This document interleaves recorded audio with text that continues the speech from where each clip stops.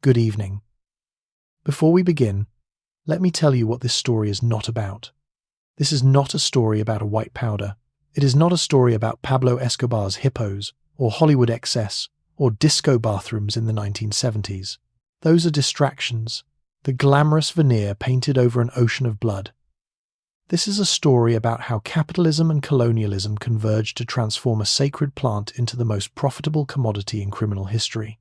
This is a story about how the United States government created the very monster it claimed to be fighting, how American foreign policy turned entire nations into narco-states, how the CIA trafficked the same drug they were supposedly fighting. This is a story about violence on a scale that dwarfs most wars over 1 million dead across Latin America, entire governments corrupted, democracies destroyed, civil societies shattered.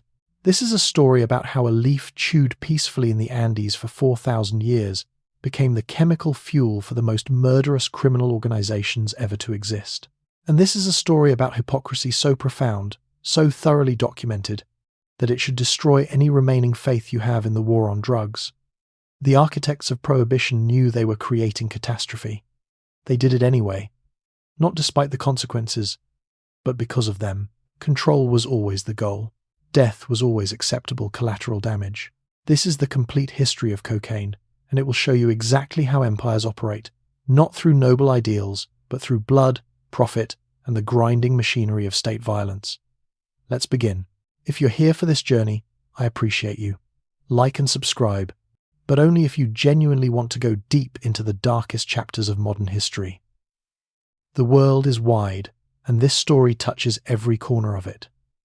From the terraced mountainsides of Peru, where the coca plant first evolved, to the jungle laboratories of Colombia, where chemists transformed leaves into powder, to the streets of Miami, where bodies piled up in the cocaine wars, to the crack houses of Los Angeles, where an epidemic destroyed a generation, to the mass graves of Mexico, where the violence continues even now.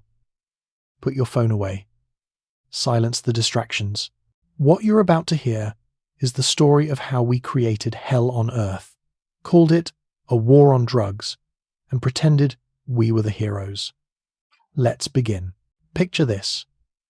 The eastern slopes of the Andes Mountains, somewhere in what we now call Peru or Bolivia, 8,000 years ago. The air is thin here, the oxygen scarce, the sun brutal during the day, and the cold merciless at night. Indigenous peoples have lived in these mountains for millennia, adapting to conditions that would kill lowlanders within days.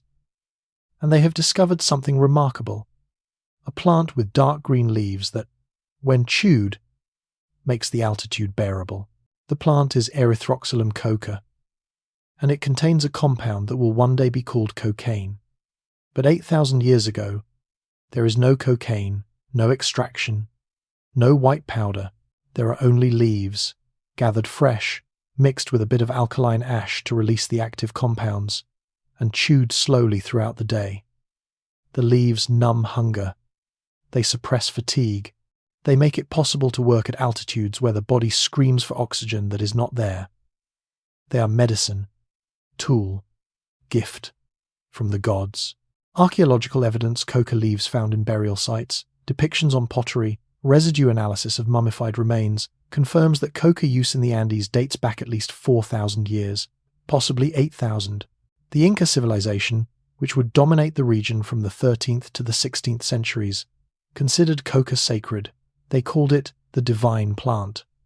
Only nobles and priests were permitted to use it in the earliest periods, though later it was distributed to laborers as payment and sustenance for the backbreaking work of building an empire in the mountains. They were placed in the mouths of mummies to sustain them in the afterlife. They were woven into the fabric of Andean culture so thoroughly that to speak of indigenous life without coca would be like describing European history without wheat. The coca plant was not a drug in any sense we would recognize. It was infrastructure. It was what made civilization possible in an impossible environment.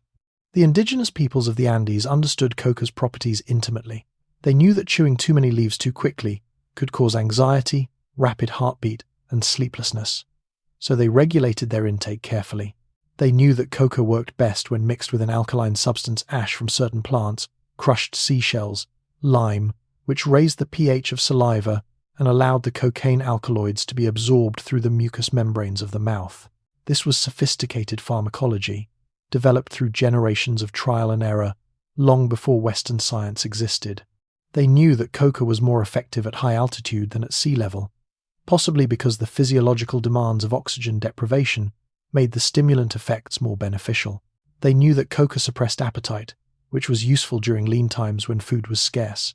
They knew that coca improved physical endurance and mental focus, making it invaluable for soldiers, messengers, and laborers. And they knew that coca, used this way chewed as leaves, not extracted and concentrated, was not particularly dangerous. The social problems we associate with cocaine did not exist because the delivery method was slow, the dosage was self-limiting, and the cultural context was one of respect and ritual, not compulsion and excess. For 4,000 years, this was the equilibrium. Coca was simply a plant, and like all plants that humans found useful, it served. To understand what cocaine would become, you must first understand what coca was. Not a drug, not a vice, but a foundational element of one of the world's great civilizations. The Inca Empire, at its height in the 15th and early 16th centuries, controlled a territory stretching from modern Colombia to Chile, encompassing perhaps 12 million people across some of the most challenging terrain on Earth. They built Machu Picchu, that impossible city in the clouds. They constructed a road system covering 25,000 miles through mountains that would challenge modern engineers. They created agricultural terraces that turned vertical mountainsides into productive farmland. They administered an empire without written language, using an intricate system of knotted strings called quipu, and they did all of this while living at altitudes where oxygen is 30% lower than at sea level, where simply breathing requires effort, where a lowlander would collapse from altitude sickness within hours. How? Coca. The Inca understood coca as a divine gift from Inti, the sun god. According to Inca mythology, coca was given to humans to alleviate hunger, to provide strength, to make the unbearable bearable. The plant itself was considered semi-divine, its cultivation regulated by the state, its distribution controlled by the nobility. In the early Inca period, only the Sapa Inca, the emperor, and the highest nobles and priests could chew coca. It was a mark of status, a privilege of power. But as the empire expanded and required massive labor forces to build its monuments and terraces and roads, coca was distributed to workers as both payment and sustenance. The Chasqui, the legendary Inca messengers who ran hundreds of miles through mountain passes to deliver messages across the empire, chewed coca constantly to maintain their incredible endurance. Spanish chroniclers, arriving in the 16th century, reported with amazement that these runners could cover 150 miles in a day, crossing terrain that would kill a horse, sustained by nothing but coca leaves and maize. Inca soldiers were given coca before battle, both to suppress fear and to increase stamina. Laborers in the silver mines, working in conditions of unspeakable brutality, were given coca to endure shifts that would otherwise be physiologically impossible. When the Spanish conquistadors arrived in 1532, led by Francisco Pizarro, they encountered coca everywhere.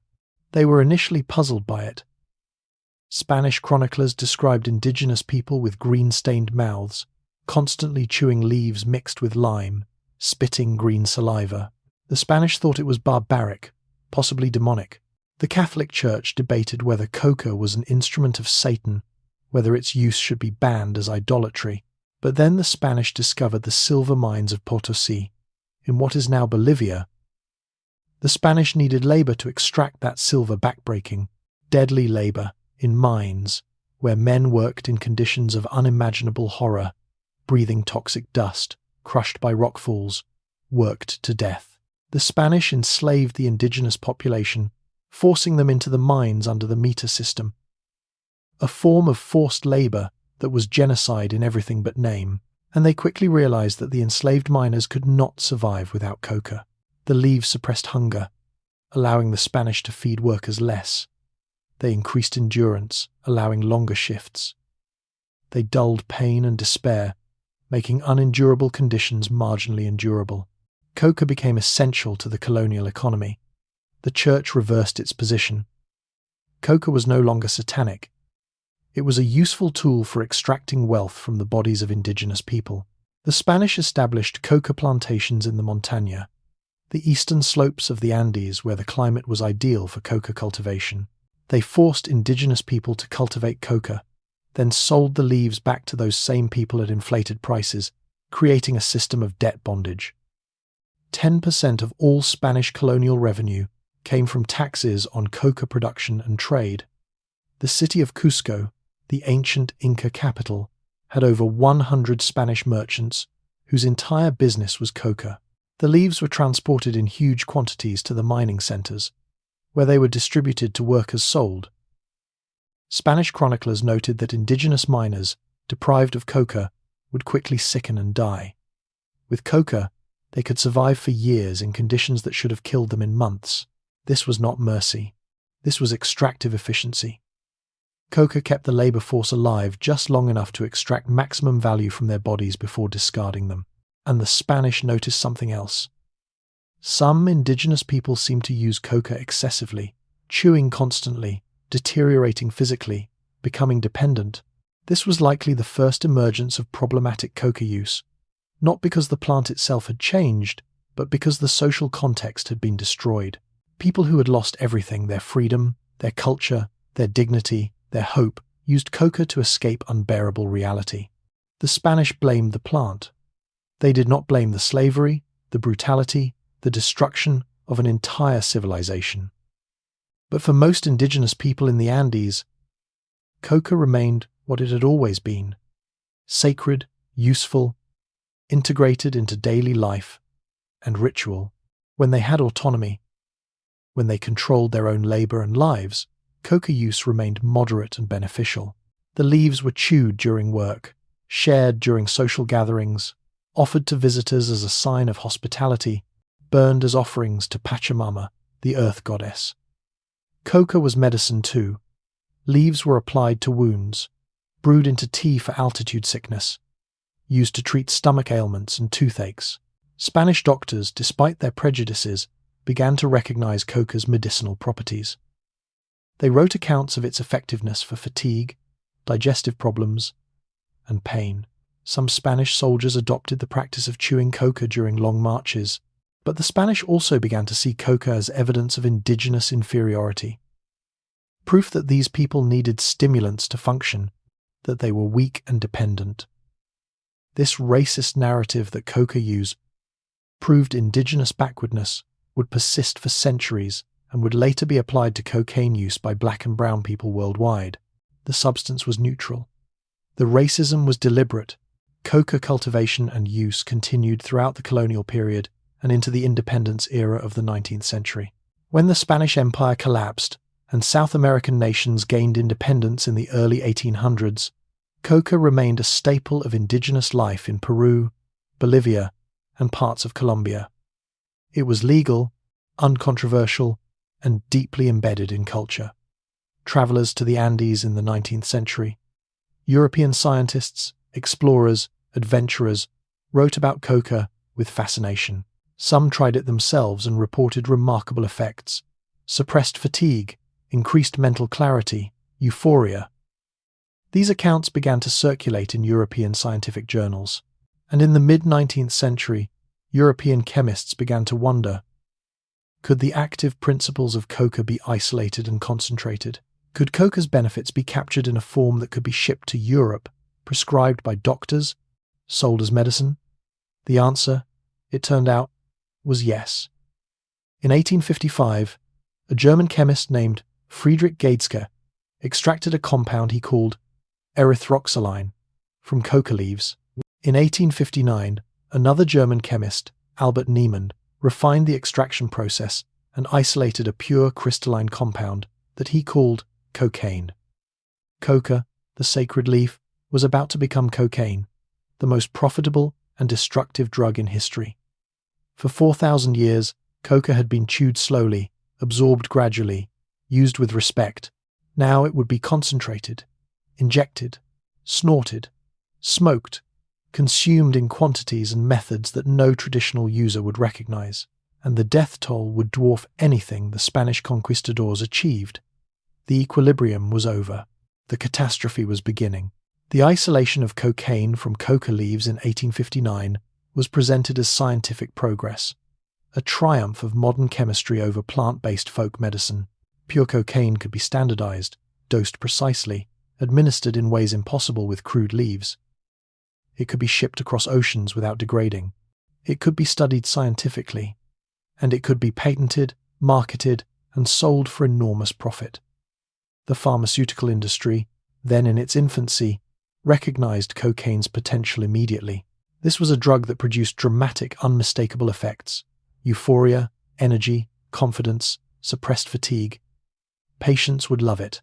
Doctors would prescribe it. Fortunes would be made.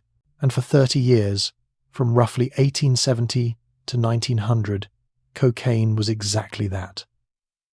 Incorporated into thousands of products and used by millions of people across Europe and the United States with almost no regulation or concern. This was the cocaine honeymoon, and it is essential to understand just how thoroughly cocaine was accepted, how deeply it penetrated society, because it reveals that the subsequent demonization was not based on the drug. Suddenly becoming dangerous, cocaine did not change. The politics around it did. The protagonist of cocaine's medical era is not a single person, but an entire industry and a cultural moment. But if we must identify individuals, two stand out: Karl Koller and Sigmund Freud. Koller, an Austrian ophthalmologist, discovered in 1884 that cocaine could be used as a local anesthetic for eye surgery. This was revolutionary. Before cocaine, eye surgery was excruciating and often unsuccessful because patients could not hold still. Cocaine numbed the eye completely, allowing delicate surgeries that had been impossible. Koller's discovery made him famous and made cocaine an essential tool in surgery. Within months, surgeons worldwide were using cocaine for local anesthesia, and researchers were developing cocaine derivatives like procaine and novocaine that would remain standard in medicine for over a century. But it was cocaine's stimulant properties that captured the public imagination, and no one promoted those more enthusiastically than Sigmund Freud. Freud, then a young neurologist in Vienna, became fascinated with cocaine in 1884 after reading accounts of its effects. Documenting the results meticulously, he found that small doses of cocaine produced euphoria, increased energy, improved mental clarity, and suppressed fatigue and hunger. He felt, he wrote, exhilaration and lasting euphoria, which in no way differs from the normal euphoria of the healthy person. The feeling of excitement which accompanies stimulus by alcohol is completely lacking. One senses an increase of self-control and feels more vigorous and more capable of work. He believed he had discovered a miracle drug, a pharmaceutical solution to depression, fatigue, and even morphine addiction. He sent cocaine to his fiancée Martha Bernays with instructions to take it for various complaints. He published a paper in 1884 titled Über Coca, a glowing endorsement of cocaine that recommended it for depression, digestive disorders, asthma, and as a treatment for morphine and alcohol addiction. The paper was widely read and enormously influential, lending scientific credibility to cocaine's medical use. Freud was not alone. Across Europe and America, doctors embraced cocaine enthusiastically. It was prescribed for everything: depression, anxiety, toothaches, sinus problems, asthma, hay fever, menstrual cramps, alcoholism, morphine addiction, fatigue, and sexual dysfunction. Medical journals published hundreds of papers on cocaine's benefits. Doctors injected it, applied it topically, prescribed it orally. Pharmaceutical companies manufactured cocaine in various forms: powders, solutions, lozenges, ointments. Parker Davis, a major American pharmaceutical company, sold cocaine in 15 different preparations, including coca cigarettes marketed as a treatment for asthma and throat problems. The company's advertising materials boasted that cocaine can supply the place of food, make the coward brave, the silent eloquent, and render the sufferer insensitive to pain. The German pharmaceutical giant was the primary manufacturer of pharmaceutical-grade cocaine. producing tons annually and exporting it worldwide.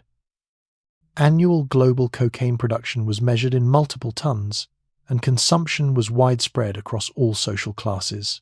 But cocaine was not confined to prescription medicine. It appeared in over-the-counter tonics, elixirs, and patent medicines that required no doctor's authorization. The most famous example is Coca-Cola, created in 1886 by Atlanta pharmacist John Pemberton as a brain tonic and intellectual beverage. The original formula contained cocaine extracted from coca leaves, approximately 9 milligrams per glass, and was marketed as a remedy for headaches, fatigue, and nervous disorders. Coca-Cola was wildly successful, and its success spawned dozens of imitators with names like Coca-Nola and Celery Cola that also contained cocaine. Wine infused with cocaine was enormously popular. Vin Mariani, created by Corsican chemist Angelo Mariani in 1863, was a Bordeaux wine infused with coca leaves that became one of the most successful commercial products of the 19th century. Vin Mariani was endorsed by celebrities, artists, politicians, and popes. Pope Leo XIII carried a flask of it and awarded Mariani a Vatican gold medal. Thomas Edison drank it, Queen Victoria drank it, Ulysses Grant drank it, Jules Verne, Émile Zola, Henrik Ibsen, and Arthur Conan Doyle all endorsed it. The ads featured testimonials from prominent figures praising Vin Mariani's ability to restore vigor, enhance creativity, and improve health. And for a decade or two, it seemed harmless. Cocaine was delivered orally, mixed with wine or cola, absorbed slowly through the digestive system. The effects were pleasant, but not overwhelming. This was not injection, not snorting pure powder. This was cocaine as medicine, as tonic, as part of daily life. But cracks were appearing. Some users were consuming cocaine in larger amounts, more frequently. Some doctors and pharmacists and patients had access to pure pharmaceutical cocaine and were experimenting with higher doses, with injection, with combinations of cocaine and morphine. And some of these people were developing problems: insomnia, paranoia, anxiety, compulsive use, physical deterioration.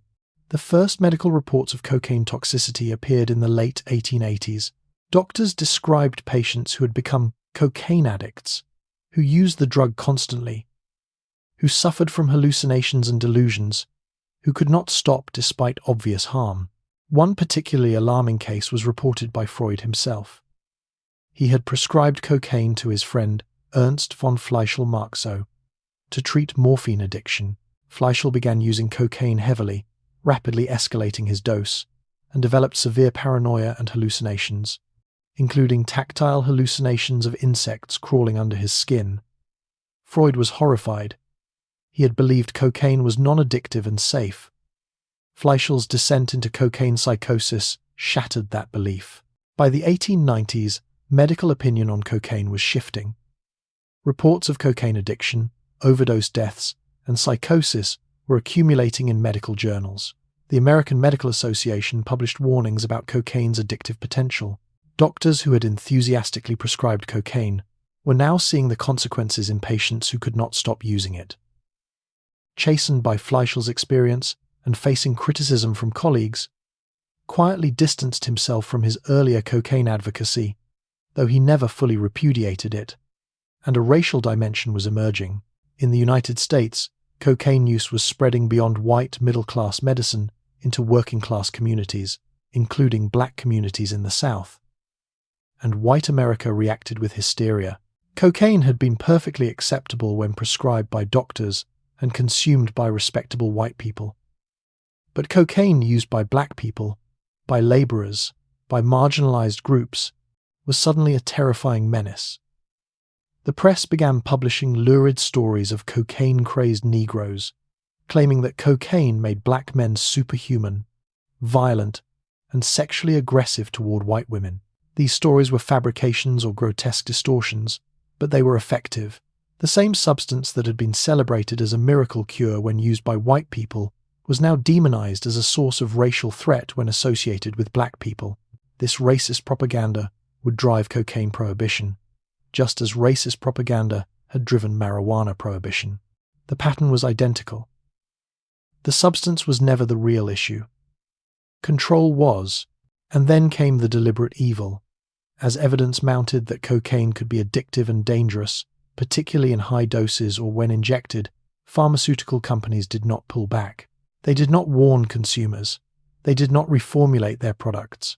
They kept selling, kept marketing, kept profiting. Coca-Cola continued to include cocaine in its formula until 1929, long after the risks were known. Long after cocaine had been restricted by law. They simply reduced the amount and lied about it, claiming the drink was cocaine-free while still using spent coca leaves that contained trace amounts. Parker Davis continued selling cocaine preparations, even as the company's own research documented addiction and toxicity. The profit motive overrode any ethical consideration, and the medical establishment, which had promoted cocaine so enthusiastically, was slow to admit error. Doctors who had built careers on cocaine therapy were reluctant to acknowledge that they had addicted patients. The institutional inertia was massive, but by 1900, the tide had turned. Cocaine was no longer a miracle medicine. It was a dangerous drug, associated in the public mind with addiction, insanity, and racial threat. The stage was set for prohibition, and prohibition would not reduce the harm. It would multiply it 1,000-fold. The criminalization of cocaine in the United States did not happen all at once. It was a gradual process, driven by a combination of genuine medical concerns about cocaine's risks and cynical exploitation of racial fears by politicians looking for a weapon against Black Americans. The first significant federal legislation was the Pure Food and Drug Act of 1906, which required that patent medicines list their ingredients, including cocaine, on labels. This was a reasonable public health measure, allowing consumers to know what they were ingesting. But it was followed by increasingly restrictive laws that culminated in the Harrison Narcotics Tax Act of 1914, which regulated and taxed the production, importation, and distribution of opiates and coca products. The Harrison Act did not technically prohibit cocaine, but it imposed such onerous registration and taxation requirements that it functionally made non-medical cocaine use illegal. Doctors could still prescribe cocaine, but recreational use was criminalized and enforcement was harsh. The campaign for cocaine prohibition was built on racism. Southern newspapers in the 1900s and 1910s published hundreds of articles warning of cocaine-crazed Negroes rampaging through the South, attacking white people, particularly white women. The most infamous example came from Dr. Edward Huntington Williams, who published an article in the New York Times in 1914 titled, "Negro Cocaine Fiends Are a New Southern Menace." Williams claimed, with absolutely no evidence, that cocaine made black men immune to pain, gave them superhuman strength, and drove them to rape white women. He wrote, "The cocaine-using Negro is like a demented soul. That is, he is practically bereft of human instinct and will kill on the slightest provocation." He claimed that Southern police had been forced to switch from .32 caliber pistols to .38 caliber because cocaine allegedly made black men so strong that smaller bullets could not stop them. This was pure fabrication, racist propaganda designed to terrify white readers and justify violence against black communities. White politicians and law enforcement seized on these narratives to argue for cocaine prohibition as a form of racial control. The substance itself was secondary. The goal was to create a legal tool to arrest, search, and imprison black people. The architect of federal drug prohibition in this era was Richmond Pearson Hobson, a former naval officer who became the most prominent prohibitionist crusader of the 1910s and 20s. Hobson gave speeches across the country warning that drugs, particularly cocaine and heroin, were destroying American youth and undermining racial purity. He spoke in explicitly eugenic terms, arguing that drug use led to race degeneracy and that drug users should be sterilized to prevent them from reproducing. Hobson founded the International Narcotic Education Association and used it as a platform to lobby for increasingly harsh drug laws. He was instrumental in the passage of numerous state-level cocaine prohibition laws and pushed for federal legislation that would eventually become the foundation for the war on drugs. His rhetoric was apocalyptic. He claimed that drug addiction was spreading like a plague, that millions of Americans were already enslaved to drugs, that entire cities would fall unless drastic action was taken. Almost none of this was true, but it did not matter. Fear worked. By 1920, cocaine was illegal across most of the United States, and enforcement was expanding rapidly. But prohibition did not eliminate cocaine use. It drove it underground, handed the market to criminals, and made cocaine use far more dangerous. In the 1920s and 30s, cocaine use actually declined, not because prohibition worked, but because cocaine was expensive, difficult to obtain, and had been replaced in many contexts by amphetamines, which were legal, cheaper, and provided similar stimulation. Cocaine became a niche drug, used primarily by musicians, artists, and bohemians. But the infrastructure of enforcement was expanding. The Federal Bureau of Narcotics, created in 1930 under Harry Anslinger's leadership, made cocaine one of its targets, though Anslinger focused more heavily on marijuana and heroin. Enforcement was racist from the beginning. Police targeted black neighborhoods, jazz clubs, and any venues associated with minority communities. The arrest statistics were stark. Black Americans were arrested for cocaine offenses at rates far exceeding their usage rates. And the penalties were severe. Cocaine possession or sale could result in years in prison, even for first-time offenders. The criminal justice system was becoming a machine for incarcerating marginalized populations, and cocaine prohibition was one of its mechanisms. For several decades, cocaine remained relatively marginally in American drug culture. Then came the 1970s, and everything exploded. The catalyst was supply. In the 1960s and 70s, cocaine production in South America, particularly in Colombia, Peru, and Bolivia, began to industrialize. Coca had always been grown in the Andes, but traditional cultivation was small-scale, intended for local use.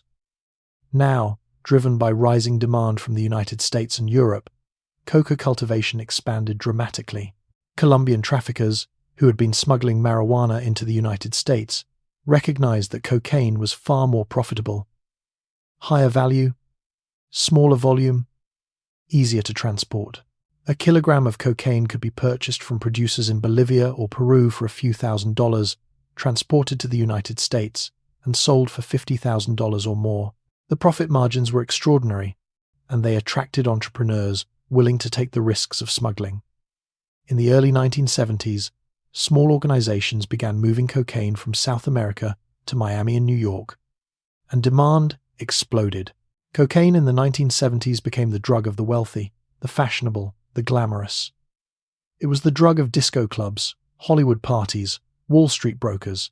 It was expensive, $100 a gram or more, making it a status symbol. Cocaine was portrayed in popular culture as sophisticated, sexy, elite. Movies and music celebrated it. Saturday Night Live cast members joked openly about cocaine use. Rock stars sang about it. There was no stigma, no shame. Cocaine was fun, exciting, aspirational, and because it was expensive, because it was associated with successful, powerful people, law enforcement was relatively lenient. Wealthy, white cocaine users faced little risk of arrest. The war on drugs in the 1970s focused on heroin, on street-level marijuana dealers, on the drugs of the poor. This would change catastrophically in the 1980s with the arrival of crack cocaine, but for a decade, powder cocaine was the drug of choice for the elite, and the elite were not prosecuted for their consumption. The hypocrisy was baked in from the beginning, but the real story of cocaine in this era is not in the United States. It is in Colombia, where cocaine created the most powerful and violent criminal organizations in history. The Medellin cartel, led by Pablo Escobar, and the Cali cartel, led by the Rodriguez Orejuela brothers, emerged in the 1970s, and by the 1980s, controlled the vast majority of cocaine flowing into the United States. These were transnational criminal enterprises with revenues in the billions, with private armies, with the capacity to corrupt governments, assassinate officials, and wage war against nation-states. They were created by prohibition. Without prohibition, coca would be a legal agricultural product, worth pennies per kilogram. Cocaine, if legal and regulated, would cost perhaps $50 a kilogram to produce. But prohibition made it worth thousands, then tens of thousands, then hundreds of thousands per kilogram, depending on how many times it changed hands on its way to consumers. And those profits funded an empire of violence that would kill over 250,000 people in Colombia alone. Let me be clear. Every murder, every assassination, every car bomb, every massacre committed by the cartels was funded by American prohibition and American demand. We created this. We built the machine, and then we acted shocked when it started killing. To understand the scale of violence that cocaine prohibition unleashed, you must understand Pablo Escobar. Not the myth, not the Robin Hood figure romanticized in countless documentaries and television series, but the reality. A terrorist who bombed passenger planes and city streets. A narco-trafficker who corrupted an entire nation and came close to destroying Colombian democracy. Escobar was born in 1949 in Rio Negro, Colombia, to a middle-class family. His father was a farmer, his mother a schoolteacher. He showed criminal tendencies early, starting with petty theft, moving to car theft, then smuggling contraband, cigarettes and marijuana. But Escobar's genius, and it was genius, vicious and amoral genius, was recognizing that cocaine was the future. In the mid-1970s, Escobar and his associates began buying coca paste from producers in Peru and Bolivia, refining it into cocaine in labs in Colombia, and smuggling it into the United States.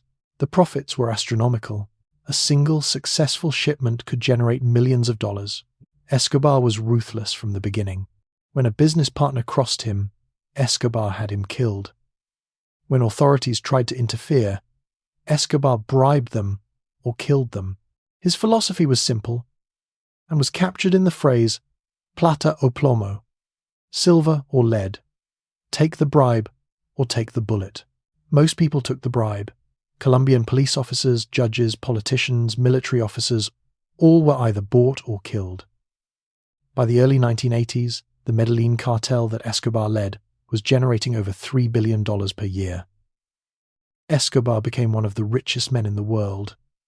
Forbes magazine listed him as the 7th wealthiest man alive in 1989. He owned estates, ranches, a private zoo with hippos and elephants, a fleet of airplanes and helicopters.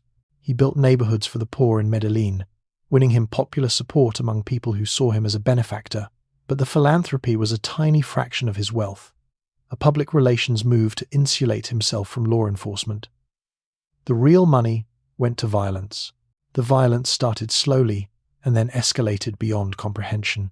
In the late 1970s, cartel-related murders in Colombia numbered in the hundreds. By the mid-1980s, they numbered in the thousands. By the early 1990s, over 3,000 people per year were being murdered in Medellin alone, making it the most dangerous city on earth. Escobar killed rivals, witnesses, informants, journalists, judges, police officers, politicians, and anyone who threatened his business. He pioneered the use of sicarios, young assassins, often teenagers from the slums of Medellin, who would kill for a few $100s. They killed on motorcycles, riding through traffic, pulling up alongside targets in cars or on sidewalks, firing pistols or submachine guns, then disappearing into the chaos of the city. The murder rate in Medellin reached levels unprecedented in a city not actively at war. That is one murder every 80 minutes, around the clock, all year. For comparison, New York City, with 8 times Medellin's population, had under 2,000 murders that year. But Escobar's violence was not confined to street murders. He waged a campaign of terrorism against the Colombian state. When Colombia attempted to extradite him to the United States to face drug trafficking charges, Escobar responded with a bombing campaign. He targeted government buildings, police stations, and public spaces. In November of 1985, Escobar funded the M19 guerrilla group's assault on the Palace of Justice in Bogotá, resulting in a siege that killed 111 people, including 11 Supreme Court justices. The attack was designed to destroy records of Escobar's criminal activities and to intimidate the judiciary. It worked. Many judges, terrified for their lives, resigned or fled the country. In December of 1989, Escobar's operatives planted a bomb on Avianca Flight 203, including 2 Americans. The target was a single informant who was believed to be on the plane. He was not. 110 people died for nothing. Escobar targeted anyone who opposed him. He assassinated Luis Carlos Galan, a Colombian presidential candidate who had pledged to fight the cartels and restore the rule of law. Galan was shot and killed in August of 1989 while speaking at a campaign rally, murdered on live television in front of thousands. His death sent a message. No one was safe, not even the most powerful and popular politicians. Escobar assassinated police officers. By the dozen, over 500 police officers in Medellin were killed between 1989 and 1993, many of them targeted specifically because they refused bribes or actively pursued cartel members. He offered bounties several $1,000s for every police officer killed. Teenagers in Medellin's slums would murder cops for the bounty, collecting the money from cartel intermediaries. It was industrialized assassination, murder as a business model, and the Colombian government, for years, seemed powerless to stop him. Escobar had corrupted so much of the state that meaningful law enforcement was nearly impossible. Evidence would disappear from police custody. Witnesses would be killed before they could testify. Judges would dismiss cases for fear of retribution. Escobar ran for Congress in 1982 and won, giving himself parliamentary immunity from prosecution. He was not removed until his criminal background became too politically embarrassing. Colombia was not just a country with a drug problem. It was a narco state, where the criminals had more power than the government, where violence was the primary mechanism of political change. And this was not inevitable. This was not the result of Colombian corruption or Latin American lawlessness or any of the other racist explanations offered by American politicians. This was created by American prohibition. The profits that funded Escobar's violence came from American cocaine users. The demand that drove coca cultivation came from American cities. The laws that made cocaine worth killing for were passed in Washington. We created Pablo Escobar. He was our monster. Eventually, Escobar's violence became so extreme that it unified opposition against him. The Colombian government, with massive assistance from the United States, launched a manhunt. A special police unit, Search Block, was created specifically to hunt Escobar. The DEA sent agents and resources, and a vigilante group called Los Pepes, people persecuted by Pablo Escobar, began assassinating Escobar's associates, bombing his properties, and terrorizing his family. Los Pepes was funded by the Cali cartel, Escobar's rivals, and allegedly had support from Colombian police and intelligence. They killed hundreds of people associated with Escobar. They burned his properties. They made his life impossible. In December of 1993, Colombian police tracked Escobar to a safe house in Medellin and killed him in a shootout. He was shot while trying to escape across a rooftop. He was 44 years old. His death was celebrated in Colombia and the United States as a victory in the war on drugs. The DEA declared success. But nothing changed. Cocaine kept flowing. The violence continued. Because Escobar was not the problem. Prohibition was the problem. Escobar was just the most successful entrepreneur in a market created by prohibition. Kill one, and another takes his place, and they did. The Cali cartel, which had helped hunt Escobar, took over much of his territory and expanded operations. The Cali cartel was different from Medellin in style, less violent, more corporate, more focused on bribery than bombing, but they were just as dangerous. At their peak in the mid-1990s, the Cali cartel controlled 80% of the world's cocaine supply. They generated over $7 billion per year. They infiltrated every level of Colombian society, bribing politicians, military officials, and even President Ernesto Sampa's campaign. When U.S. and Colombian authorities dismantled the Cali leadership between 1995 and 2006, capturing and imprisoning the Rodriguez Orejuela brothers and other top leaders, the cocaine trade simply fractured into smaller organizations.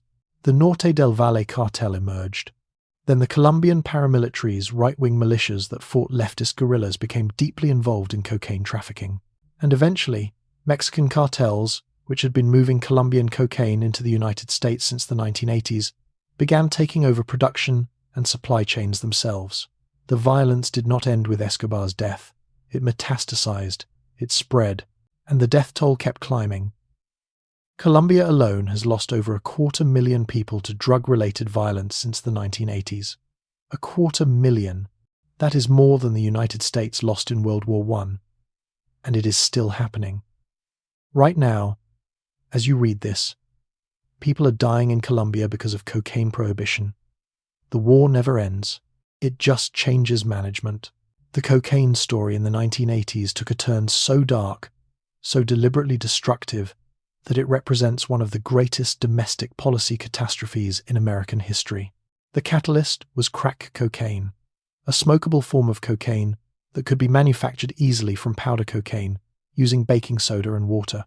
Crack was not chemically different from powder cocaine, it was simply cocaine base, the same alkaloid, but in a form that could be smoked rather than snorted.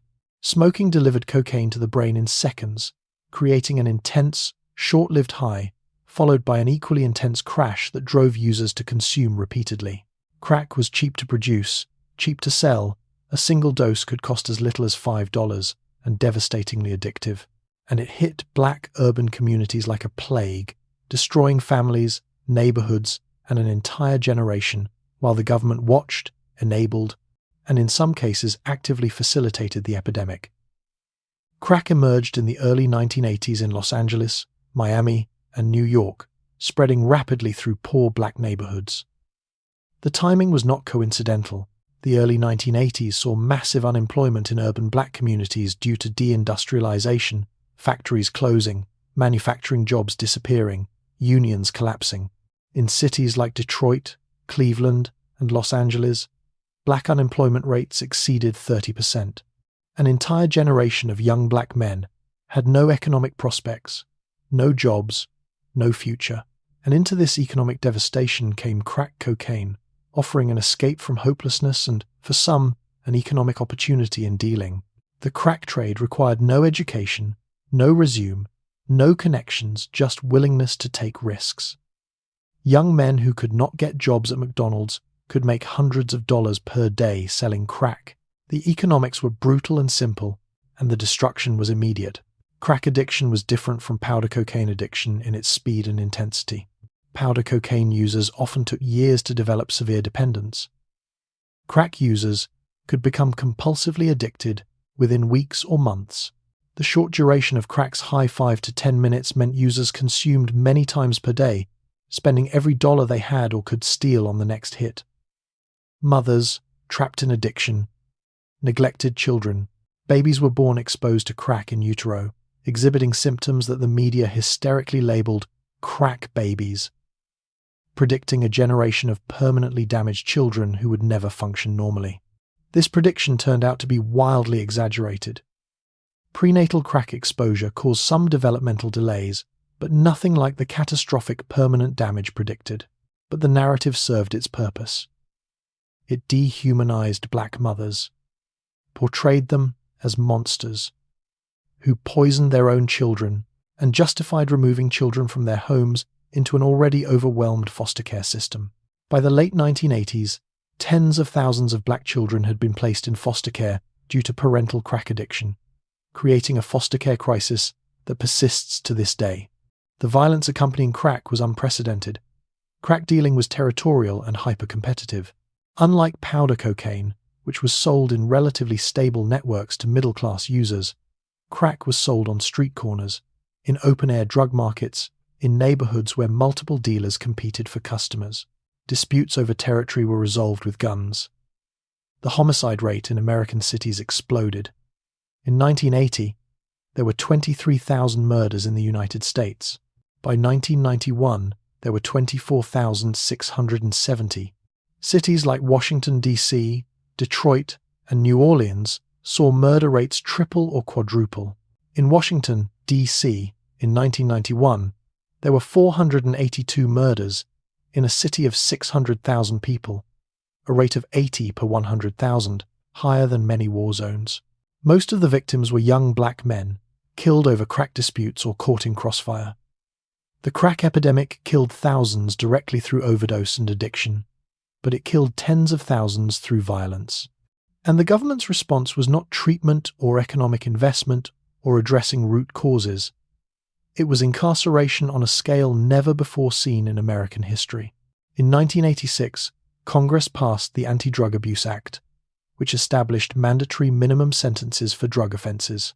The law was explicitly designed to target crack cocaine and was racially discriminatory by design. The law mandated a 5-year minimum sentence for possession of 5 grams of crack cocaine, about the weight of 2 sugar packets, but required 500 grams of powder cocaine to trigger the same sentence. This was a 100-to-1 sentencing disparity.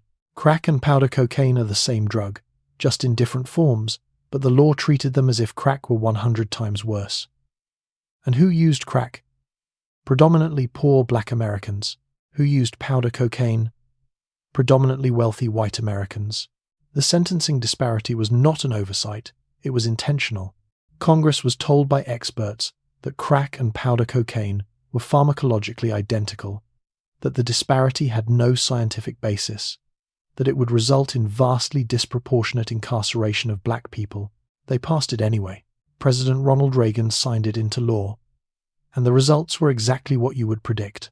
Between 1980 and 2000, the U.S. prison population increased from 300,000 to 2 million. 2 million. The largest increase in incarceration in human history, in absolute numbers and as a percentage of population. And the primary driver was drug offenses, particularly crack cocaine. By 2000, there were 450,000. Over 1 million people were arrested for drug offenses annually by the mid-1990s, and the vast majority were black and Latino, despite the fact that drug use rates were roughly equal across races. A black person caught with 5 grams of crack faced 5 years in prison. A white person caught with 499 grams of powder cocaine faced no mandatory minimum. By 2000, black Americans constituted 13% of the U.S. population, but 40% of the prison population. 1 in 3 black men born in 2000 could expect to be imprisoned at some point in their lives. This was not a failure of the drug war. This was its success. The dismantling of black political and economic power through mass incarceration. And then came the revelation that made everything infinitely worse. The U.S. government, specifically the Central Intelligence Agency, had facilitated the crack epidemic. In 1996, investigative journalist Gary Webb published a series of articles in the San Jose Mercury News titled Dark Alliance, documenting connections between the CIA, Nicaraguan Contra rebels, and crack cocaine traffickers in Los Angeles. Webb's investigation revealed that in the 1980s, the CIA had supported Contra rebels fighting the leftist Sandinista government in Nicaragua. When Congress cut off funding to the Contras, the CIA turned a blind eye to Contra operatives trafficking cocaine into the United States to fund their operations. Some of that cocaine ended up in the hands of Ricky Ross, a major crack dealer in Los Angeles, who helped spread crack throughout the city. The CIA did not directly sell crack, but they protected traffickers, facilitated smuggling operations, and allowed cocaine to flood into black neighborhoods because it served their geopolitical goals in Central America. The reaction to Webb's reporting was swift and vicious. The CIA, the New York Times, the Washington Post, and the Los Angeles Times all attacked Webb, claiming his reporting was exaggerated or inaccurate. Webb was forced out of journalism and died in 2004, under circumstances officially ruled a suicide but disputed by many who knew him. The CIA's Inspector General released reports in 1998 confirming that the CIA had indeed worked with organizations and individuals involved in drug trafficking and had failed to investigate or report drug crimes by assets and contractors. The report confirmed that Contra-connected traffickers had sold cocaine that ended up as crack in American cities. The U.S. government had not started the crack epidemic, but they had enabled it, protected the traffickers, and allowed it to devastate black communities because stopping it would have interfered with their anti-communist foreign policy objectives. Black American lives were collateral damage in the Cold War.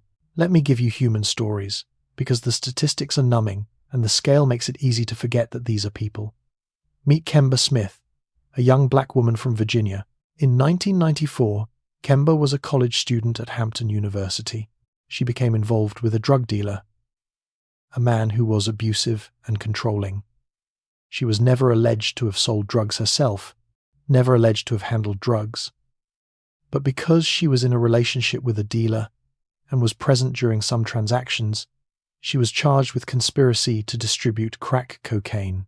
Under federal conspiracy laws, anyone associated with a drug operation can be charged as if they personally committed every crime the organization committed. Kemba was 24 years old, pregnant, a first-time offender.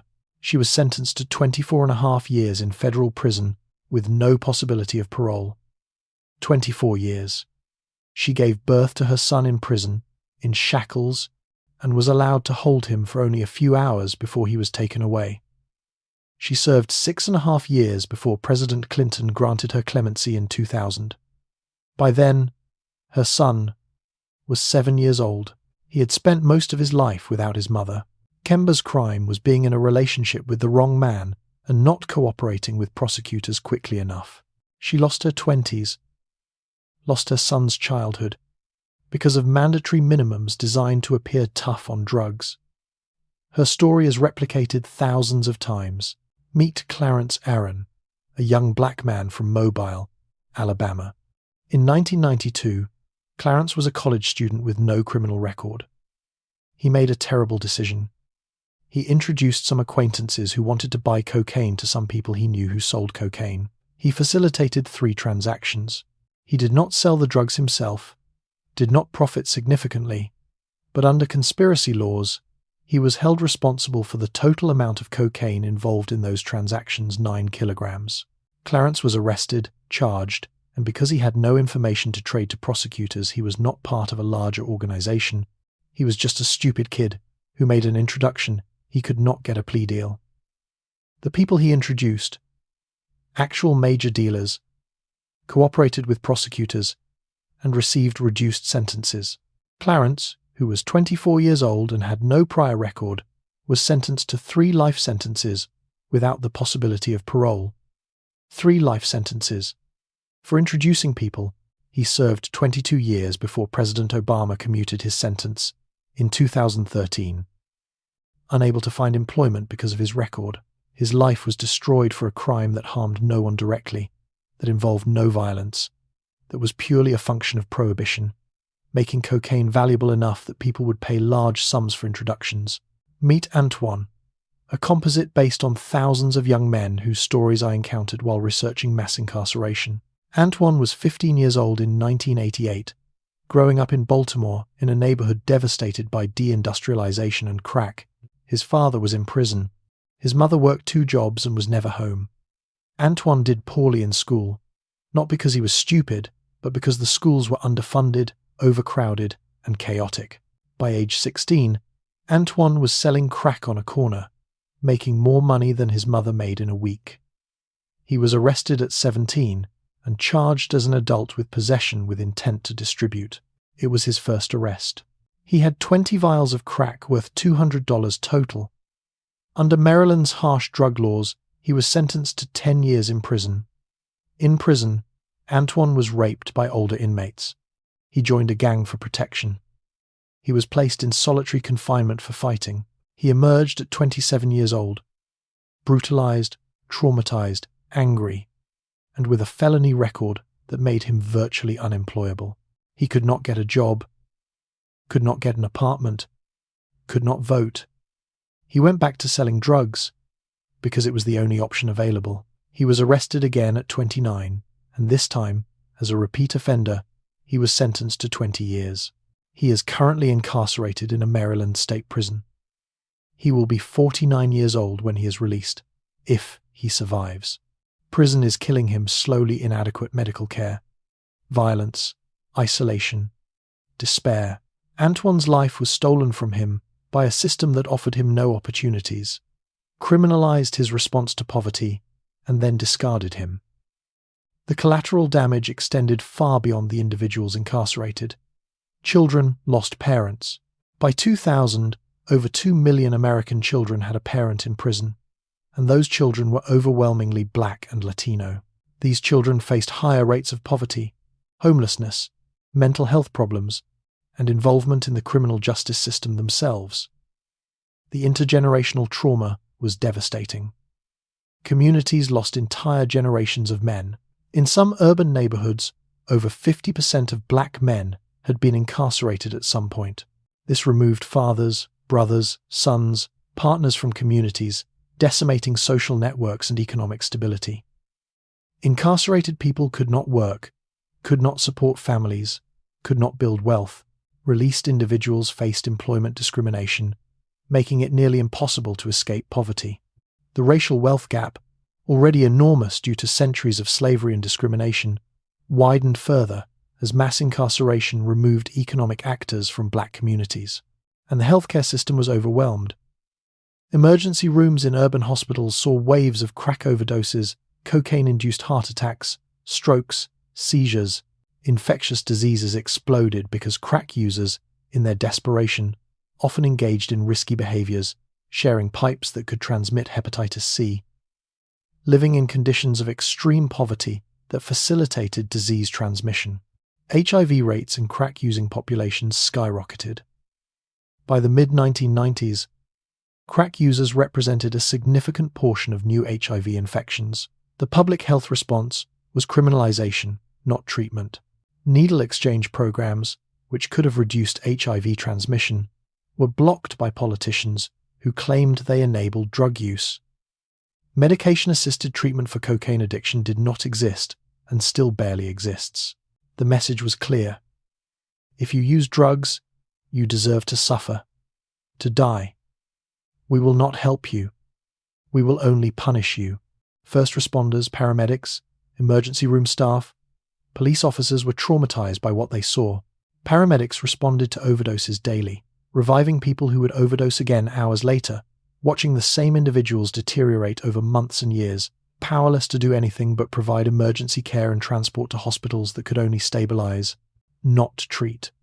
Police officers patrolled neighborhoods that looked like war zones, arresting the same people over and over in a revolving door that solved nothing. Many became cynical, burned out, or developed PTSD. Suicide rates among police and paramedics who worked drug-affected neighborhoods were significantly higher than among those who did not. One paramedic I interviewed, who worked in the South Bronx in the late 1980s, told me he responded to an average of 5 crack-related overdoses per shift. He remembered one woman he responded to 12 times in a single year. Each time, he revived her. Each time, she went back to using. On the 13th call, he could not revive her. She was 32 years old. He said her name was Lisa, and he still thinks about her. That was 30 years ago. The trauma never leaves. The system was designed to fail. Treatment facilities were overwhelmed, underfunded, with waiting lists months long. A person ready to get clean would call for treatment and be told to wait 3 months for a bed. By then, the moment of readiness had passed, and they were using again. Insurance coverage for addiction treatment was minimal. Many policies covered only 28 days of residential treatment, which research showed was insufficient for most people with severe addiction, which demanded complete sobriety and provided no medication-assisted treatment. But they remained the standard because they were cheap and aligned with moralistic views of addiction as a failure of willpower. The criminal justice system continued to arrest users, sending them to prisons that provided no treatment, ensuring they would emerge, still addicted, and now with criminal records that made legal employment impossible. It was a designed system of suffering, a machine that took human beings, destroyed them, and then blamed them for being destroyed. And as of November 2025, it continues. Cocaine remains illegal, thousands are arrested annually for cocaine offenses, and the racial disparities persist. The sentencing disparity between crack and powder cocaine was reduced in 2010 from 100 to 1 to 18 to 1, but it still exists, still results in disproportionate black incarceration. People remain in prison for crack offenses that would receive far lighter sentences today. The crack epidemic has faded. Crack use has declined significantly since its peak in the late 1980s, but it has been replaced by opioid and methamphetamine crises that are killing even more people. We are making the same mistakes with different drugs. The war continues.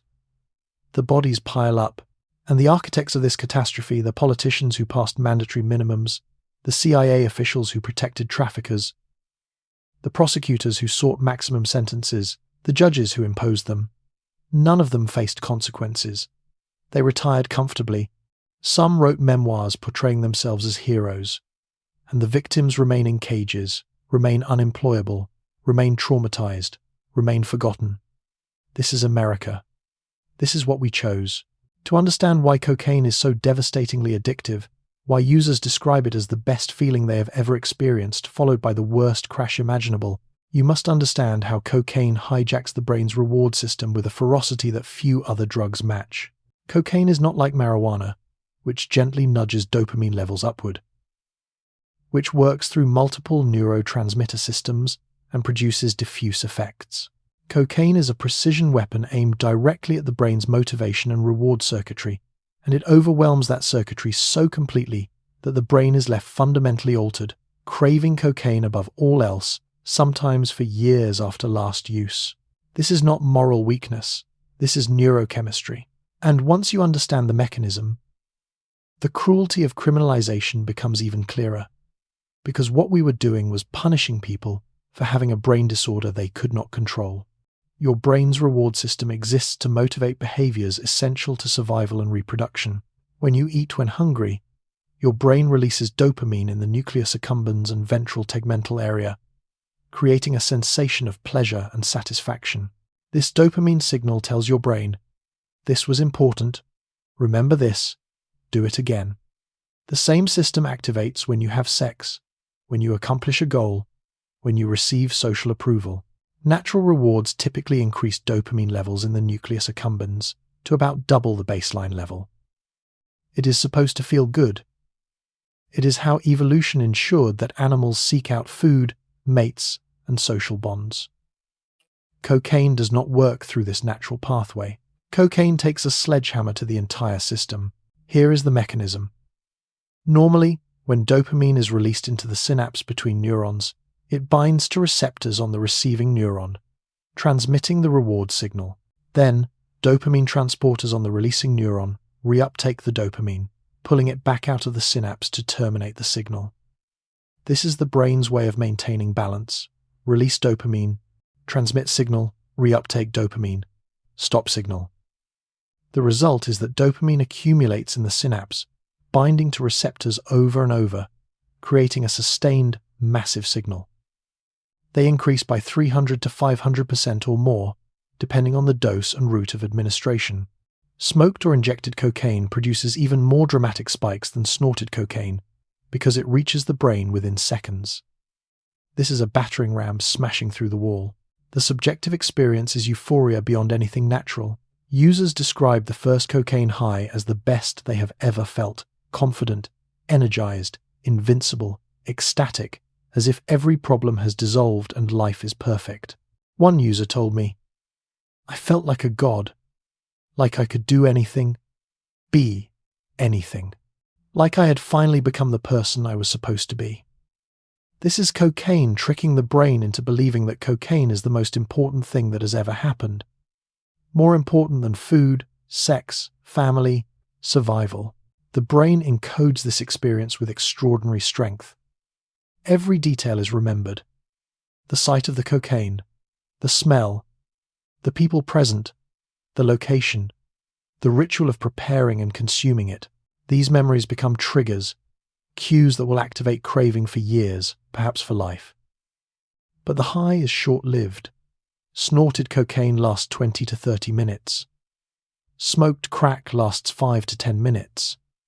And when it ends, the crash is brutal. Remember, cocaine has prevented dopamine reuptake, flooding the synapse with dopamine, but cocaine does not create more dopamine. It just prevents the existing dopamine from being cleared. When cocaine wears off, the dopamine in the synapse is finally reuptaken, and the user is left with depleted dopamine stores. The world suddenly seems grey, joyless, pointless. The confidence evaporates, replaced by anxiety and depression. The energy vanishes, replaced by exhaustion. This is dysphoria, the opposite of euphoria, and it is agonizing, and the brain knows exactly how to fix it. More cocaine. The craving is immediate and overwhelming. This is why cocaine, especially crack, produces such compulsive use patterns. The high is incredible but brief. The crash is terrible. The only relief is more cocaine. Users describe binging consuming cocaine repeatedly over hours or days, chasing the high that becomes more elusive with each dose, until they run out of money or cocaine or collapse from exhaustion. One user told me, "I would smoke crack until I was broke, until I had sold everything I owned, until there was nothing left. And even then, I would think about how to get more. It was the only thing that mattered, and the brain adapts." Chronic cocaine use causes neuroadaptation. The brain recognizes that dopamine levels are repeatedly spiking to dangerous levels and tries to restore balance by down-regulating dopamine receptors and reducing dopamine production. Neurons in the reward system become less sensitive to dopamine. The user needs more cocaine to achieve the same high. This is tolerance. But it gets worse. Because dopamine receptors have been down-regulated, natural rewards no longer produce normal pleasure. Food tastes bland, sex is uninteresting, music is flat, nothing feels good except cocaine. This is anhedonia, the inability to experience pleasure, and it is one of the hallmarks of severe cocaine addiction. The brain has been rewired such that cocaine is the only thing that activates the reward system. Everything else is noise. Withdrawal from chronic cocaine use is not physically dangerous. The way alcohol or benzodiazepine withdrawal is, cocaine withdrawal does not cause seizures or death, but it is psychologically devastating. Symptoms include profound depression, anxiety, irritability, exhaustion, intense craving, and sometimes suicidal ideation. Users describe feeling like they are trapped in a black hole, unable to experience any positive emotion, tormented by memories of cocaine's effects, obsessed with using again. These symptoms peak in the first week and can last for weeks or months. Some users experience anhedonia and craving for years after quitting. Neuroimaging studies show that the brain's reward system can take months or years to return to normal functioning after chronic cocaine use. The longer and more heavily someone used cocaine, the more difficult recovery becomes. The physical damage is extensive. Cocaine is a powerful vasoconstrictor. It causes blood vessels to narrow dramatically. This is why cocaine was effective as a local anesthetic in surgery. It numbed tissues and reduced bleeding. But systemic cocaine use causes vasoconstriction throughout the body, reducing blood flow to vital organs. Chronic cocaine users develop cardiovascular damage, heart attacks, arrhythmias, cardiomyopathy. Young people in their 20s and 30s, people with no prior heart problems, have heart attacks from cocaine. Nasal cocaine use destroys the nasal septum, the cartilage dividing the nostrils, leaving users with permanently damaged noses, sometimes requiring surgical reconstruction. Smoking crack damages the lungs, causing chronic respiratory problems.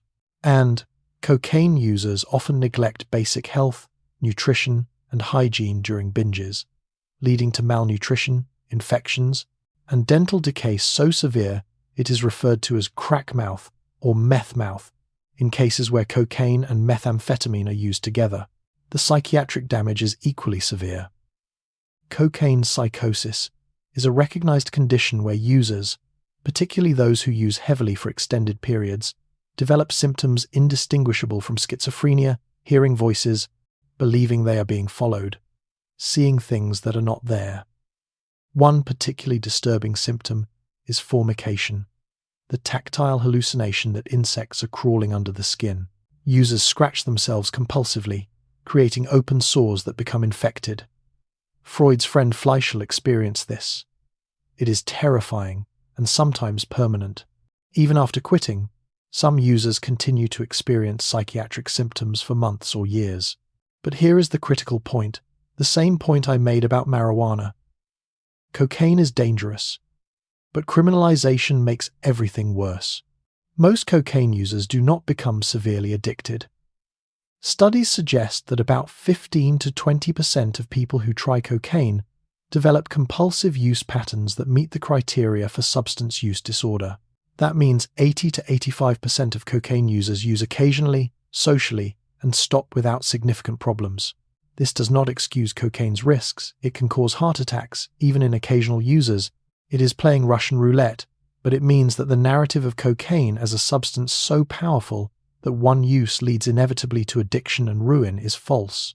Most users do not experience that trajectory. The people who do become severely addicted almost always have underlying risk factors: trauma, mental illness, poverty, lack of social support. Cocaine is not the cause of their suffering. It is their attempt to medicate suffering that society refuses to address. And our response to these people whose brains have been hijacked by a chemical, people who are suffering from a disease, was to put them in cages. We punished them. We made addiction a crime. And then we acted shocked when punishment did not cure a brain disorder. The addict is not weak. The addict is sick. And we chose to torture the sick rather than heal them. Let us take inventory. After over a century of cocaine prohibition, after hundreds of billions of dollars spent on enforcement, after millions of arrests and hundreds of thousands incarcerated, after entire regions of Latin America turned into war zones, after over 1 million dead, what did prohibition accomplish? Did it reduce cocaine use? Did it protect public health? Did it reduce crime? Did it protect youth? Did it create a safer, healthier society? Did prohibition reduce cocaine use? No. Cocaine use has fluctuated over the decades, rising and falling based on supply, price, fashion, and cultural trends. But prohibition has had no clear effect on overall consumption. In the United States, cocaine use rose throughout the 1970s and 80s. Despite escalating prohibition efforts, peaked in the mid-80s, declined in the 90s, and has remained relatively stable since. Current estimates suggest that approximately 1.9% of Americans aged 12 and older used cocaine in the past year as of 2023. That is about 5 million people. Millions more have used it at some point in their lives. Globally, cocaine use is expanding, particularly in Europe, which has seen dramatic increases in cocaine consumption over the past 2 decades. Prohibition did not eliminate cocaine. It did not even significantly reduce it. What it did do was ensure that every gram of cocaine sold enriched criminals rather than being regulated, taxed, and controlled by governments. Did prohibition protect public health? Absolutely not. Prohibition made cocaine use far more dangerous. Under prohibition, users have no idea what they are consuming. Cocaine is routinely cut with adulterants, levomisole, a veterinary deworming agent that damages the immune system, a synthetic opioid that has killed thousands of cocaine users who did not know their cocaine was contaminated, lidocaine and benzocaine, local anesthetics that mimic cocaine's numbing effect but provide no high. Users cannot know the purity of what they are buying, cannot dose accurately, face constant risk of contamination and overdose. If cocaine were legal and regulated, it would be tested, labeled with purity and dosage information, sold without dangerous adulterants. But prohibition makes all of that impossible. Prohibition also prevented research for decades. Because cocaine is Schedule II, research is difficult but possible, yet funding is scarce because studying illegal drugs is politically controversial. We have no FDA-approved medication for cocaine addiction. None. We have no pharmaceutical tool to help people stop using cocaine, largely because research has been underfunded and stigmatized. Did prohibition reduce crime? No, it created crime. Cocaine prohibition created a black market worth over $100 billion annually at its peak. It created cartels that wielded military-level power. It created violence that killed over 1 million people in Latin America. In Colombia alone, over 250,000 people have died in cocaine-related violence since the 1980s. In Mexico, the war on drugs has killed over 350,000 since 2006. Prohibition turned cocaine, a substance that costs pennies per dose to produce, into a commodity worth thousands of dollars per kilogram, creating profit margins so enormous that people would kill entire families for control of trafficking routes. Every murder committed by cartels, every assassination, every bombing, every massacre was funded by prohibition. Legal, regulated cocaine would be worth almost nothing. There would be no cartels. The violence would not exist. Prohibition created all of it. Did prohibition protect youth? No. Drug dealers do not check ID. Under Prohibition, teenagers in the United States consistently report that cocaine and other illegal drugs are easier to obtain than alcohol, which is legal but regulated. Surveys show that roughly 40% of high school students say they could obtain cocaine within a day if they wanted it. Regulation would make cocaine harder for youth to access, just as alcohol regulation has. But under Prohibition, there is no barrier except the willingness of a dealer to sell to a minor, and dealers have no incentive to refuse. Prohibition made cocaine more available to youth, not less. So, what did Prohibition accomplish? It accomplished exactly what its architects intended: social control, particularly of minority populations. It provided legal justification for mass incarceration of Black and Latino Americans.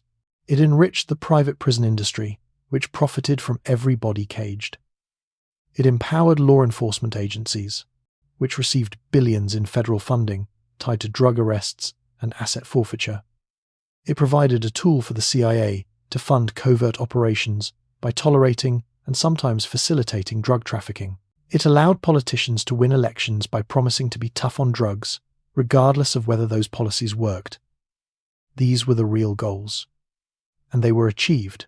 The stated goals, reducing drug use, protecting public health, reducing crime, were always pretexts.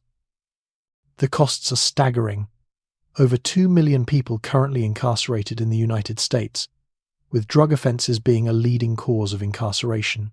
Over $1 trillion spent on the war on drugs since 1971. Over 1 million dead in Latin America from cartel violence. Countless children traumatized by parental incarceration. Entire communities destabilized by the removal of a generation of men. Democracy undermined in multiple countries by cartel corruption. The opportunity cost what could have been built with that $1 trillion, those millions of lives, is beyond calculation. And for what? Cocaine is as available today as it was in 1980. The cartels are as powerful as ever. Nothing was accomplished except suffering. The lies have been systematically exposed. They claimed cocaine makes users violent. The truth, cocaine users are not significantly more violent than non-users. What is violent is the black market created by Prohibition. They claimed cocaine would destroy your life. The truth, most cocaine users use occasionally, without severe consequences.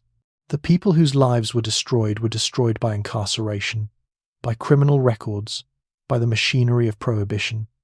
They claimed Prohibition was necessary to protect children. The truth, Prohibition made cocaine more accessible to children by handing the market to criminals who do not care about age restrictions. They claimed cocaine had no legitimate use. The truth, cocaine is still used medically as a local anesthetic and has been for over a century. It is Schedule II precisely because it is accepted medical use. They claimed the war on drugs was about public health.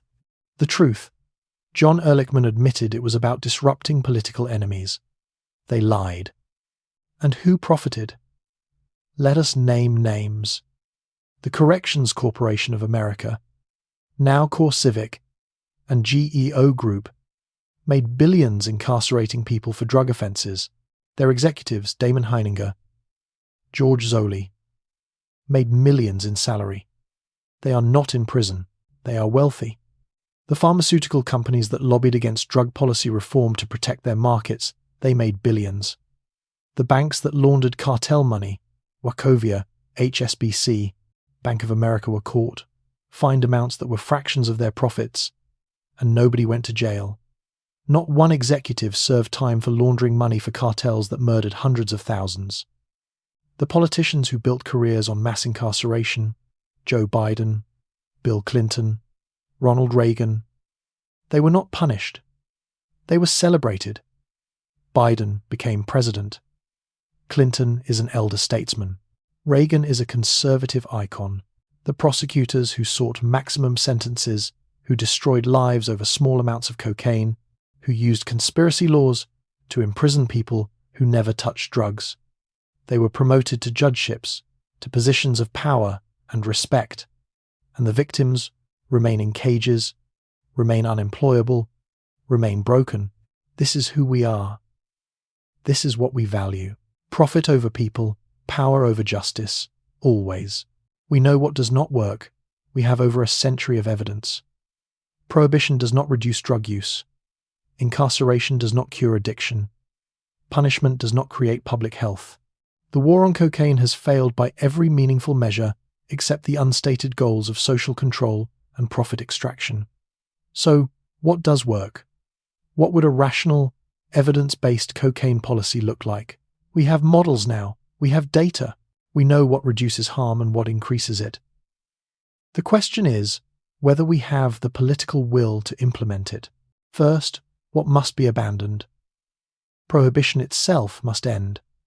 Cocaine should be decriminalized for personal use at minimum, and potentially legalized and regulated. Possession of small amounts of cocaine for personal use should not be a crime. Users should not be arrested and incarcerated. Portugal provides the model. Drug possession was decriminalized in 2001, and users are referred to assessment commissions that recommend treatment if needed, not prosecution. The results are clear.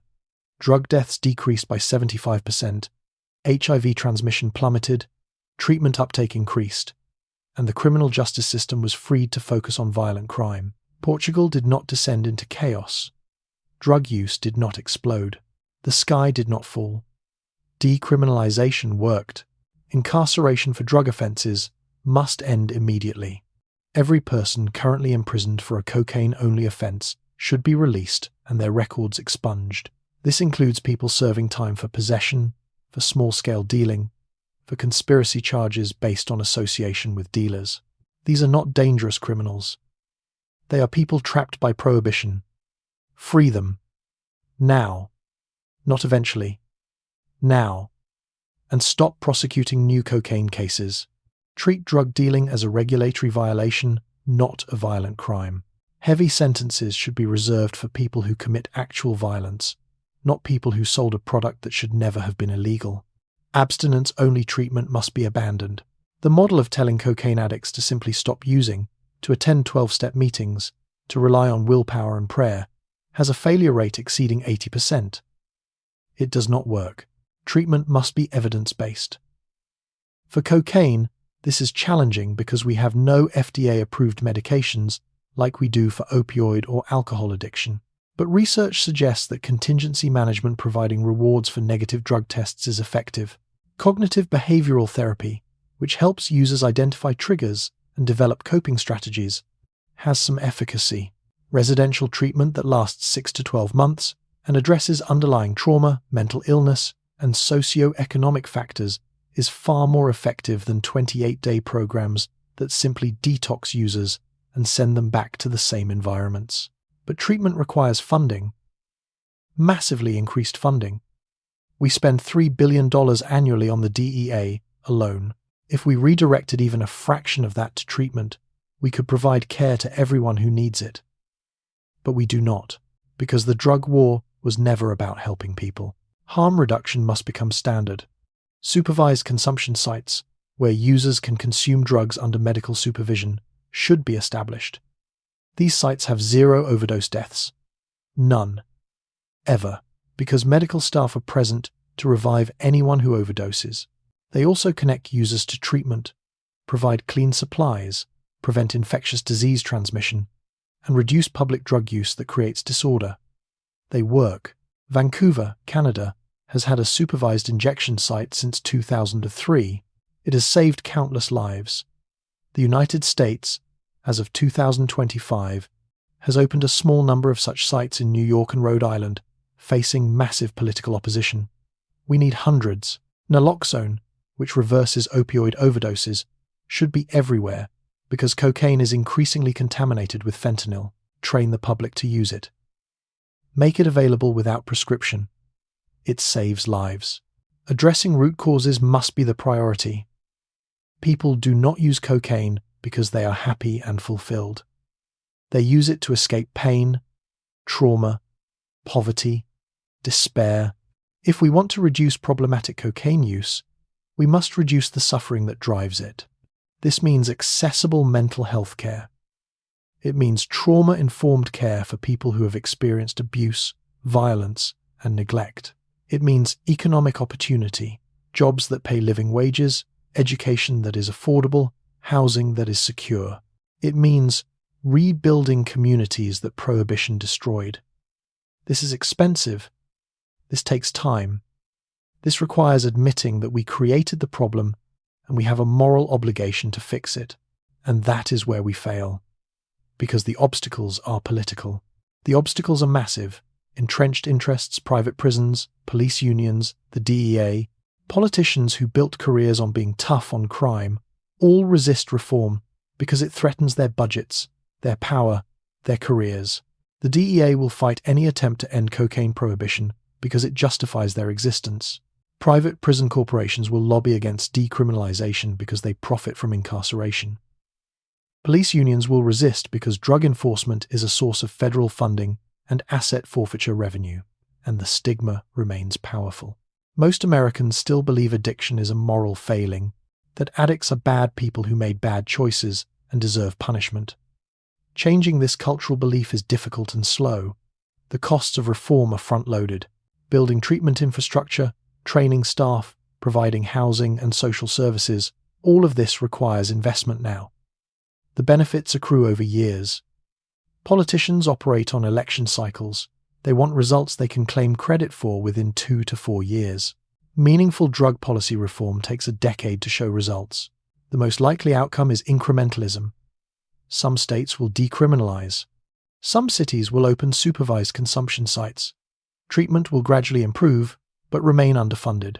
The federal government will eventually reschedule cocaine to a lower schedule or decriminalize small amounts, but only after public opinion overwhelmingly supports it. The private prison industry will shrink but not disappear. The death toll will decline but not stop. We will do too little, too late, for too few. And we will call it progress. This is the trajectory we are on. It is insufficient. It is unjust. But it is probably what will happen because we lack the political courage to do what is necessary. And so, people will keep dying. People will keep going to prison. Communities will keep suffering. And we will pretend we are doing the best we can, that the problem is just too hard, that there are no easy answers. But there are answers. Other countries are finding them. We know what works. We simply refuse to do it. The story of cocaine is ultimately a story about power, about capitalism, about how societies choose to respond to human suffering, and about the capacity of institutions to perpetuate horror in the name of order. It is a story that reveals uncomfortable truths about the systems we live under and the values we actually hold, regardless of what we claim to believe. What does cocaine prohibition reveal about capitalism? That profit is the only real imperative, that externalities are someone else's problem, and that corporations will kill for market share without hesitation or remorse. Pharmaceutical companies promoted cocaine enthusiastically when it was profitable, then distanced themselves when liability became a risk, all while lobbying to keep natural competitors illegal. Private prisons profited from every human caged for cocaine offenses, turning suffering into dividends for shareholders. The cartels themselves are capitalist enterprises, maximizing profit through violence and efficiency, operating exactly as capitalism teaches: eliminate competition, control supply, maximize revenue. The difference between the Medellin cartel and a Fortune 500 company is only legality, not ethics. Both will destroy lives for profit. The legal ones simply have better lawyers. What does cocaine prohibition reveal about power? That power maintains itself through control, and control requires enemies. The war on drugs has never been primarily about drugs. It has been about maintaining hierarchies, racial, economic, political. Cocaine prohibition provided tools to suppress black political power through mass incarceration. It provided justification for militarized policing, for surveillance, for the erosion of civil liberties. It allowed the state to intrude into the most intimate aspects of life, what you put into your own body, and call it public safety. And when the policies failed by every public health measure, they continued anyway, because failure was irrelevant. The goal was never to reduce drug use. The goal was control. What does cocaine prohibition reveal about suffering? That we respond to pain with punishment, that we blame victims for their victimization, and that we would rather incarcerate than treat. People use cocaine to escape unbearable realities: trauma, abuse, poverty, mental illness. The humane response would be to ask, why are so many people in unbearable pain? What can we do to reduce that pain? How can we help them heal? The response we chose was, punish them for how they respond to pain, make them suffer more, and when suffering does not cure suffering, punish them harder. It is sadism dressed up as public policy.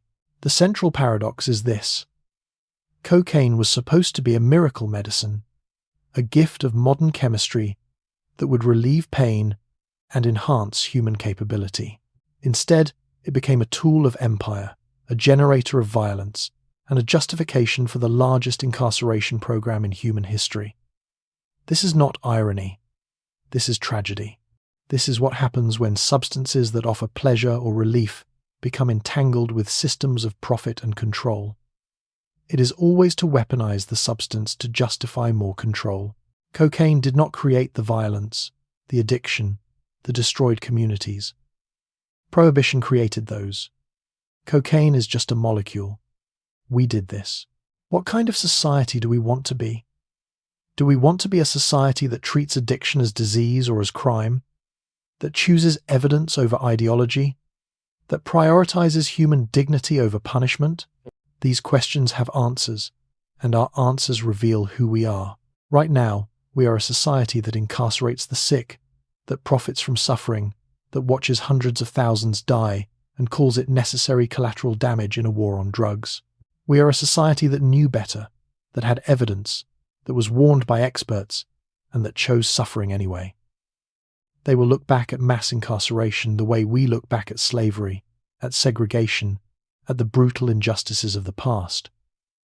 How did they watch it happen and do nothing? What was wrong with them? Responsibility lies not with the coca plant, which has existed for millions of years and served indigenous peoples for millennia, not with cocaine users, who are human beings seeking relief or pleasure, often from lives of desperation, not with small-time dealers, who are products of poverty and prohibition, not with farmers in the Andes, who grow coca because it is the only crop that pays enough to survive. Responsibility lies with the architects of prohibition, the politicians who pass the laws, the prosecutors who enforce them zealously, the judges who imposed barbaric sentences, the corporations that lobbied for prohibition to protect profits, the media that spread propaganda, the citizens who believed it, and all of us who allowed this to continue. We chose this. Every day, for over a century, we chose to criminalize cocaine users, to cage them, to destroy their lives. We chose to fund cartels through prohibition.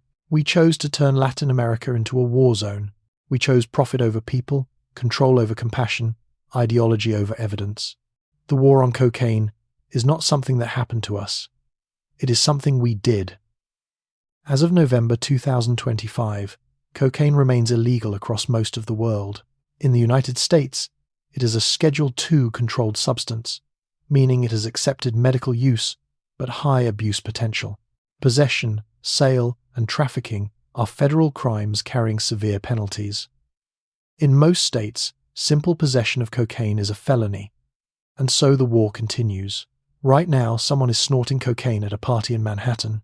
Right now, someone is smoking crack in an alley in Baltimore. Right now, someone is being arrested, handcuffed, processed through a system that will mark them for life. Right now, someone is overdosing, their heart seizing, their brain starved of oxygen, dying alone. Right now, a child is watching their parent be taken away by police. Right now, sicarios in Mexico are murdering someone over a cocaine shipment. Right now, farmers in Colombia are cultivating coca because it is the only way to feed their families. Right now, a politician is giving a speech about being tough on drugs, knowing it is a lie, knowing prohibition does not work, but saying it anyway because it wins votes. The machine is still running, the bodies are still piling up. Even now, as you read these words, the crisis continues. Cocaine use is rising in Europe, particularly in the United Kingdom, Spain, and Belgium, where seizures have reached record levels. Cocaine production in Colombia is at historic highs, despite billions spent on eradication and interdiction. The cartels have diversified, producing fentanyl and methamphetamine alongside cocaine, spreading violence into new regions. Mexico has lost over 350,000 people to drug war violence since 2006, and the killing accelerates. In the United States, cocaine-related deaths are increasing again after declining for years, largely because cocaine is being contaminated with fentanyl, killing users who have no tolerance to opioids. In 2021, over 24,000 Americans died from overdoses involving cocaine, most of them from cocaine mixed with synthetic opioids. This is not history. This is present. This is happening now. While you read this, someone is dying. There are glimmers of hope. Oregon decriminalized all drugs in 2020, though the program faced implementation challenges and political backlash, and parts of it have been rolled back. Several cities have opened supervised consumption sites. Cocaine use is declining among young people in the United States, suggesting that education and cultural shifts can reduce demand more effectively than criminalization. Portugal remains a success story, demonstrating that decriminalization works. Research into cocaine addiction treatment is slowly advancing, with new medications in development. Some prosecutors are declining to charge people for simple possession. Some judges are rejecting mandatory minimums where they have discretion. These are real gains, but they are not enough. They are drops in an ocean of suffering. Thousands are still arrested annually. Tens of thousands remain incarcerated.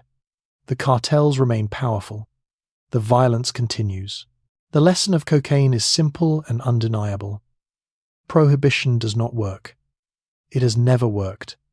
It will never work.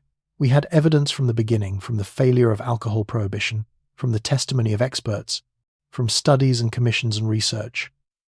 At every step, we knew that prohibition caused more harm than the drugs themselves. We knew that criminalization would not reduce use, would not protect public health, would create violence and mass incarceration. We knew. And we did it anyway. We chose punishment over treatment, ideology over evidence, control over freedom. We chose to believe comforting lies that drugs were the problem, that users were criminals, that enough force would solve everything. We were wrong. Catastrophically, genocidally wrong. And the question is, have we learned? Will we continue to make the same mistakes with the next drug, the next crisis? Or have we finally understood that the war on drugs is itself the problem? The signs suggest pessimism. We are currently in the midst of an opioid crisis that has killed over 1 million Americans, and the response has been largely the same. Criminalization, enforcement, punishment. We have learned nothing. We are building the same machine with different drugs. Methamphetamine is replacing cocaine as the stimulant of choice in many communities, and the response is the same failed policies. The drug war continues, grinding forward, producing the same outcomes, because the institutions it created, the political careers built on being tough on crime, have become self-perpetuating. They cannot end the drug war, because the drug war is what justifies their existence. We are trapped in a system that produces suffering and calls it justice, that kills people and calls it necessary, that ruins lives and calls it law and order. If this has given you perspective, if you understand now how we got here, share it, talk about it. Silence allowed prohibition to persist for a century. Silence let them build the machine. Speak. Demand change. Remember the dead. All of them. The 250,000 in Colombia. The 350,000 in Mexico. The tens of thousands in the United States. The 1 million across Latin America.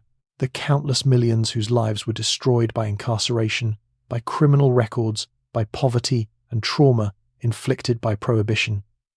They deserved better. They deserved a society that helped them rather than caged them. They deserved justice. We gave them war. We began with a sacred plant in the Andes, chewed peacefully for 4,000 years, sustaining civilizations in the mountains where humans should not have been able to survive. Farmers still harvest it, but we cannot see it the same way anymore. We see in its leaves the bodies of 1 million dead. We see in its alkaloids the violence of cartels, the corruption of governments, the destroyed communities, the caged millions. We see in its white crystalline powder the hypocrisy of a society that claimed to care about public health while building the most destructive drug policy in history. The plant has not changed. We changed it. We took something that could have been benign, that could have been regulated and controlled and made safe, and we turned it into a weapon. We built prohibition. We funded cartels. We chose war, and then we pretended we were the victims. The story of cocaine is not over. We are writing it now. Every policy decision, every vote, every arrest, every death, every person, freed or caged, all of it is another sentence in a story that will continue for decades. The question is, how will it end? Will we finally choose evidence over ideology? Will we free the captives? Will we dismantle the machine? Will we admit what we did and swear never to repeat it? Or will we continue, grinding forward, producing suffering, calling it justice, until the weight of corpses is so great that even we can no longer ignore it? I do not know. I hope we choose differently. But hope is not evidence. And until we act, until we decriminalize, until we empty the prisons, until we treat addiction as disease, until we hold the architects accountable, until we rebuild what we destroyed, hope is just another word for waiting. And the victims cannot wait. They have waited over a century. Justice delayed is justice denied. Until next time, take care of yourselves and each other. And if you or someone you love is struggling with cocaine addiction, please know you are not alone. You are not weak. You are not a criminal. You are sick. And sickness can be treated. Reach out. There is help. There is hope. Recovery is possible. The substance does not define you. You can choose differently.